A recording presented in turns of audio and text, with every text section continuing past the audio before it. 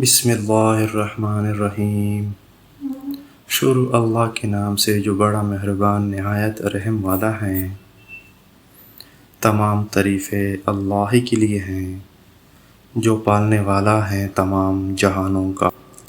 معزز سامعین السلام علیکم۔ آپ مجھے سن رہے ہیں HKY اسٹوری سے، اور آج میں ایک نئی اسٹوری کے ساتھ خدمت حاضر ہوں۔ معزز سامعین، نئی اسٹوری کا عنوان ہے کسان اور چوہا۔ کسان کے گھر میں بل بنا کر رہتا تھا۔ ایک دن چوہے نے دیکھا کہ کسان اور اس کی بیوی ایک تیلے سے کچھ نکال رہے ہیں۔ چوہے نے سوچا کہ شاید کچھ کھانے کا سامان ہے۔ خوب غور سے دیکھنے پر اسے سمجھ آئی کہ وہ ایک چوہے دانی تھی۔ خطرہ پانپنے پر اس نے گھر کے پچھواڑے میں جا کر کبوتر کو یہ بات بتائی کہ گھر میں چوہے دانی آ گئی ہیں۔ کبوتر نے مذاق اڑاتے ہوئے کہا کہ مجھے کیا، مجھے کون سا اس میں پھنسنا ہے۔ مایوس چوہا یہ بات مرغ کو بتانے گیا۔ مرغ نے مذاق اڑاتے ہوئے کہا کہ جا بھائی، یہ میرا مسئلہ نہیں ہے۔ مایوس چوہے نے دیوار پر جا کر بکرے کو یہ بات بتائی تو بکرا ہنستے ہنستے لوٹ پوٹ ہو گیا۔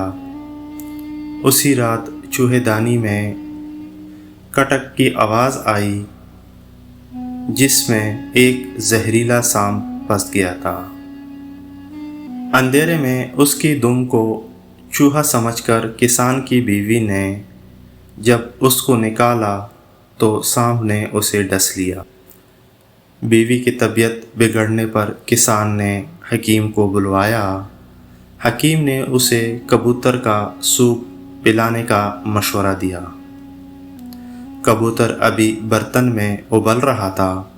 خبر سن کر کسان کے کئی رشتہ دار ملنے آ پہنچے، جن کے کھانے کا انتظام کے لیے اگلے دن مرغ کو ذبح کیا گیا۔ کچھ دنوں کے بعد کسان کی بیوی مر گئی۔ جنازہ اور موت کے ضیافت میں بکرا ذبح کرنے کے علاوہ کوئی چارہ نہ تھا۔ انہوں نے بکرا بھی ذبح کر لیا۔ چوہا دور جا چکا تھا، بہت دور۔ اگلی بار کوئی آپ کو اپنے مسئلے بتائے اور آپ کو لگے کہ یہ میرا مسئلہ نہیں تو انتظار کیجیے اور دوبارہ سوچیے۔ ہم سب خطرے میں ہیں، خود تک محدود مت رہیے۔ چوہا دور جا چکا تھا، بہت دور، کیونکہ چوہا تو بچ گیا۔ انہوں نے یہ مسئلے جن کو بتائیں جو ان کا مذاق اڑاتے تھے، وہ سب سے پہلے ذبح ہو گئے۔